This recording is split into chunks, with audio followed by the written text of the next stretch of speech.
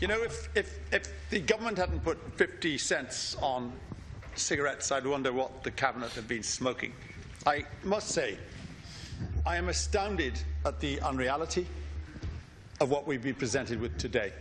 And there are very few people, I suspect, in this House who remember 1977. And that was at a time when Fianna Fáil bought their way back into government by producing a totally and utterly tailored manifesto to every interest group that they could satisfy.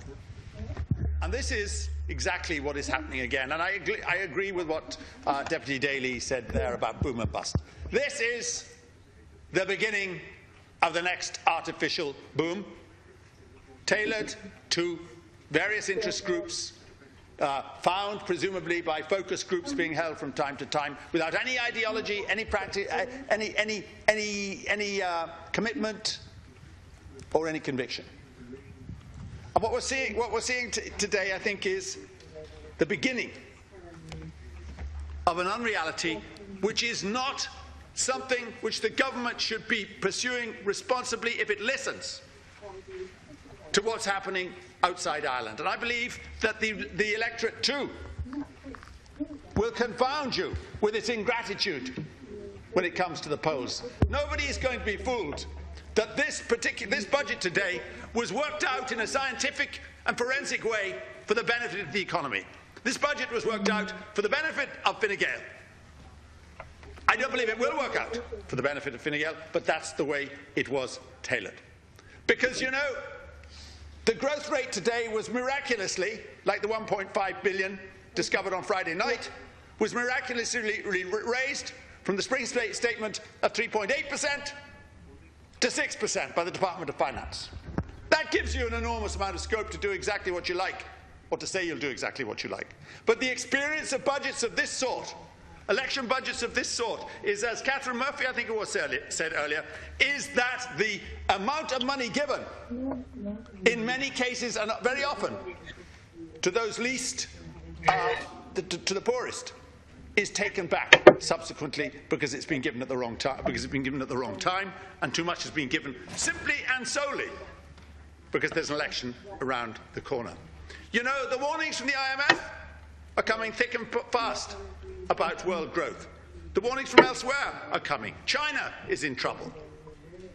Our debt levels, which the Minister boasted about today, are still absolutely and unacceptably high. And, you know, to bridge the gap, to pay what we're paying today, we have to borrow money. This budget is facilitated by borrowed money, whatever way you look at it.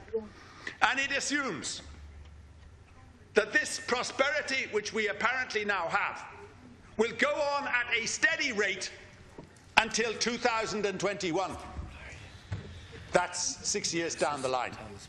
Most forecasters have got it wrong in the past on about 6 or an 8 month basis in our present experience. But to base this budget on a 3% growth rate right out to there is utterly unrealistic and very unlikely to happen.